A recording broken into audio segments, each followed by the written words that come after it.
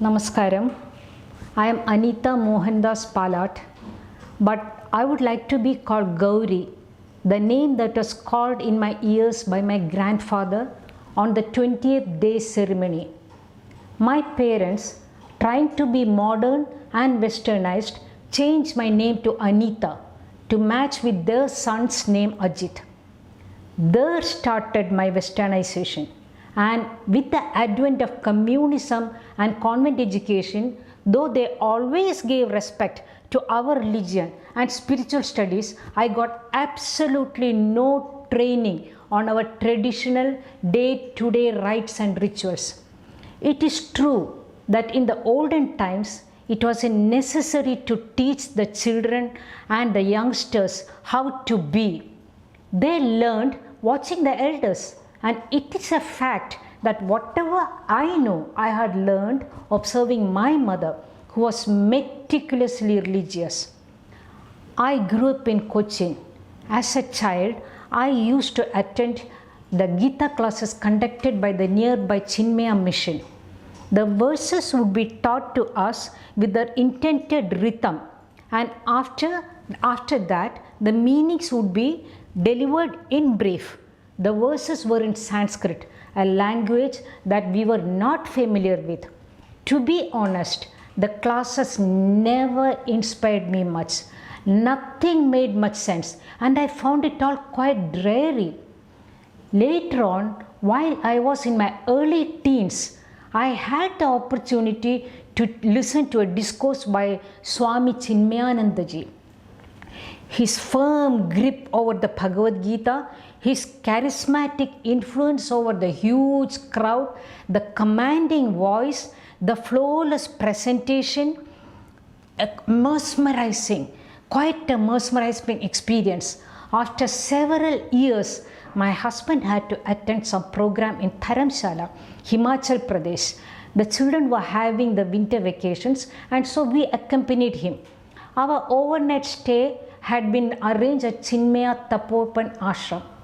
Beautiful place, facing the picturesque and majestic snow-clad Dhaulagiri ranges. As we were leaving, the head monk of the ashram presented us with this hardbound copy of the Bhagavad Gita.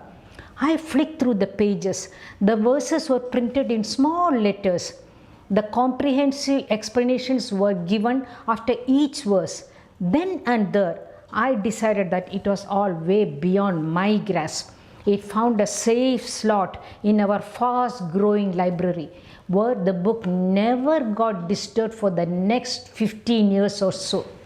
And then, after having been dragged through several exceedingly stressful experiences in life, I had reached a stage where physically I was drained out, emotionally in the dumps, and mentally in a thoroughly dazed state. I would go for long walks and spend hours in the nearby parks, watching and listening with an almost blank mind. There was nothing much to think about. There weren't many solutions to the problems I was facing, and I had no one to turn to for consolation. I felt helpless and dejected. Everything seemed to be slipping out of my fingers. That was when, one day, as I was browsing through our library, this orangish covered book caught my attention. I took it out and decided that I had to give it a try. I started reading it hesitantly at first, and then to my amazement, I found myself simply drawn into its depths. I was captivated by the exquisite commentaries, simple and so well explained. It felt as if pearls of wisdom were being lavishly dropped into my lap. There was one thing strange though. I just couldn't make out why I hadn't found the book appealing enough before. I must have subconsciously kept myself away from it. It could be because I was so used to those around me reciting the Bhagavad Gita as a mere ritual, and I always knew from within me that other than gaining some mental satisfaction that we have performed our self-ordained duty for the day, it wouldn't be of any help.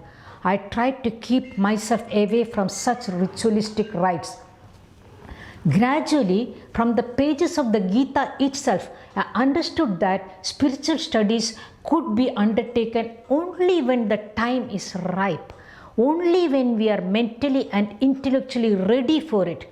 When the mind has gone through its quota of traumatic and distressing experiences, it gets cowed, turns more submissive, and is ready to submit itself to Ishvara, that which is the ultimate.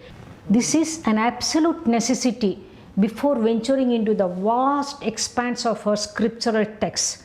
Only then would we contemplate upon what we have learned, realize its magnitude, and then bring about the essential willingness and diligence to make it a part of our life. Though I had no specific intention at that time, I was reading the book methodically, noting down passages that I felt were noteworthy. As the years passed by, I knew I had to do something with it. The Gita had given me a fresh lease on life. I wanted others to realize the immense value of this divine song.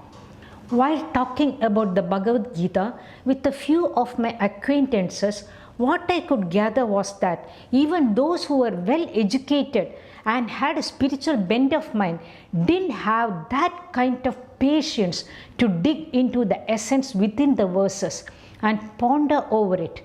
Contemplation is a necessity if you wish to understand what it provides. I strongly felt that a simpler version of the Gita was a necessity for the contemporary generation, a generation that has unfortunately not been offered any formal education on our most treasured scriptures, a generation that, with the advent of modern gadgets, prefers to live a hassle-free and productive life. Sadly, spirituality does not have much space within the well-planned life structure. Knowing very well that there isn't a word in the Gita that can be replaced with another, I have tried to simplify and abridge the contents, because I always held this opinion that if I had been encouraged to appreciate the Gita or something similar from a tender age, I might have been able to face the challenges in life with much more clarity and deal with them with much more efficiency. Thank you.